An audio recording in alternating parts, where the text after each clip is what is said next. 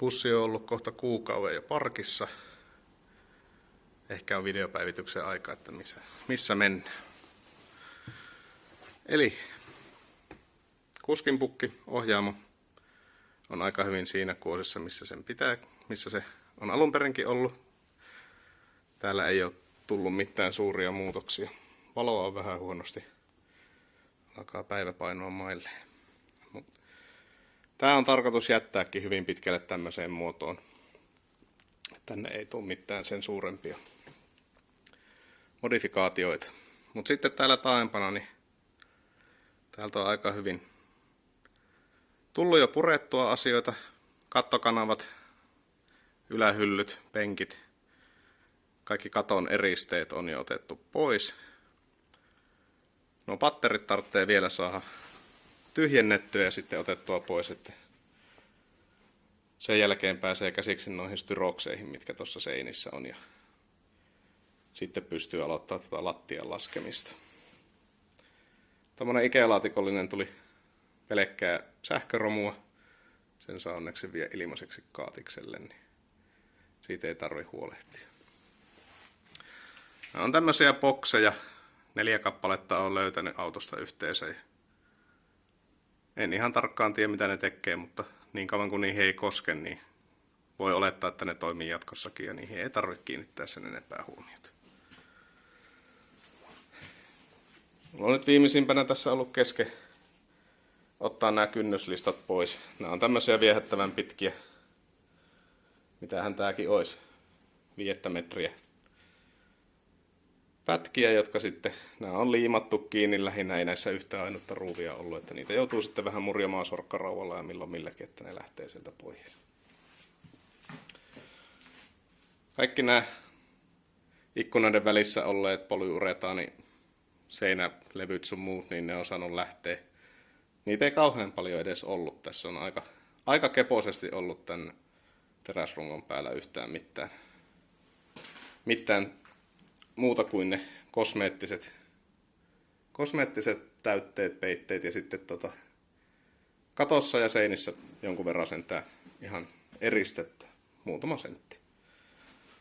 Sitten kun mennään tänne taakse,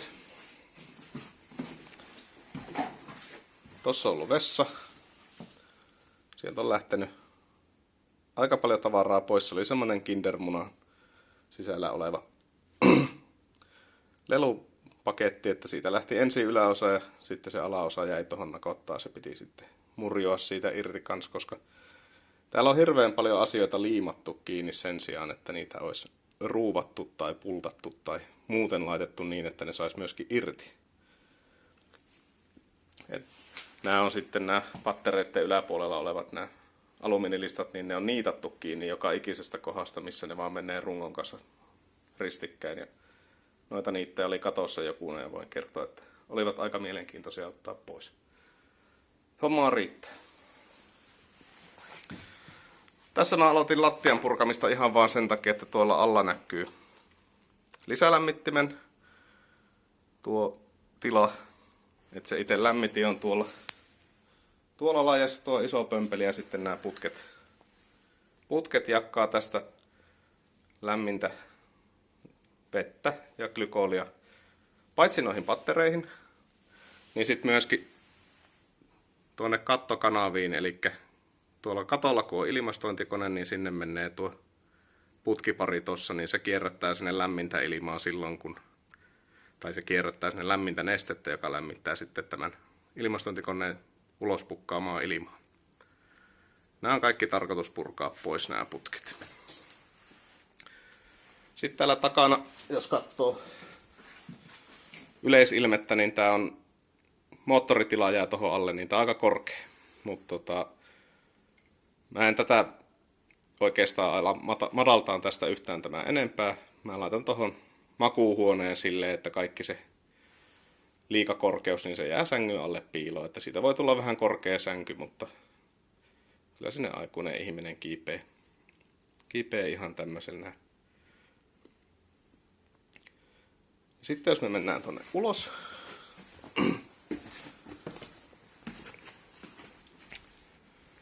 täällä on sitten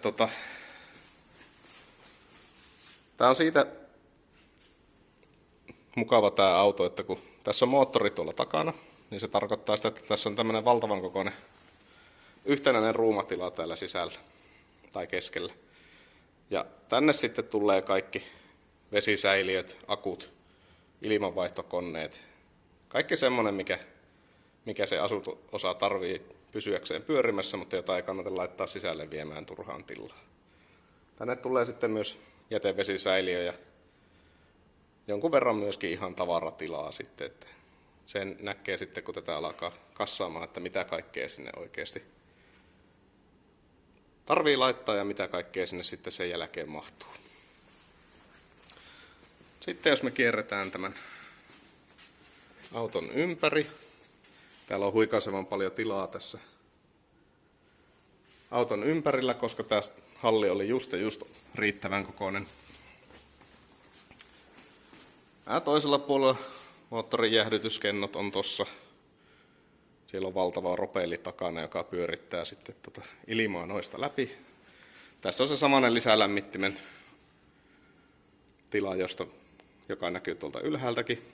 Se mikä tässä on tässä Scaniassa kiva, niin en tiedä onko muissakin, mutta tänne on laitettu valaisimet kaikkiin tämmöisiin, mihin tarvitsee vähänkään mennä kurkkimaan. Tännekin saisi valot päälle halutessaan, mutta mä oon pitänyt sähköjä autosta pois ihan sen takia, että kun välillä aina irrottelen sähköjohtoja, niin mieluummin niin päin, että niissä ei sitten kuule virtaa siinä kohtaa. Tuo iso pönttö tuossa alla, niin se on äänenvaimen. Ja sitten vielä, jos mennään tänne auton etupäähän.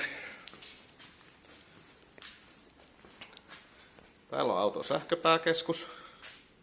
Tuossa on pääkytkin tuo pystyssä oleva metallivärinen osa. Sen kun kääntää 90 astetta myötäpäivään, niin sitten napsahtaa sähköt päälle koko autossa.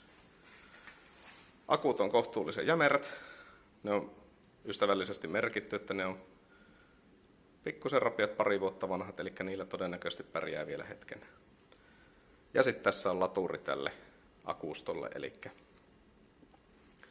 nyt kun tämä auto on tässä ollut seisonnassa, niin mä oon aina välillä sitten laittanut ton laturin pyörimään, se sitten pitää nuo akut täyteen ladattuna. Tämmöisiä lyijyakkuja ei kannata antaa purkautua kauhean tyhjäksi, ne ei tykkää siitä. Sitten vielä, niin kuin näkyy, niin täällä eessä on ihan yhtä lailla valtavan paljon tilaa, että tästä jos yrittää läpi kulkea, niin kyllä siinä saa vähän aina katsoa, että menneekö pitkittäin poikittain vai yrittääkö ryömiä alta. En nyt lähde tuosta pujottelemaan läpi tällä näkymällä, vaan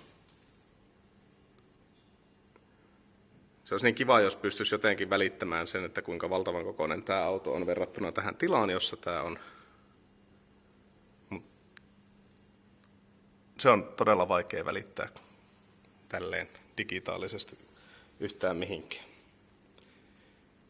Tämmöisessä pisteessä tämä on nyt menossa. Lattioiden purkaminen ja pattereiden tyhjentäminen on seuraavia operaatioita.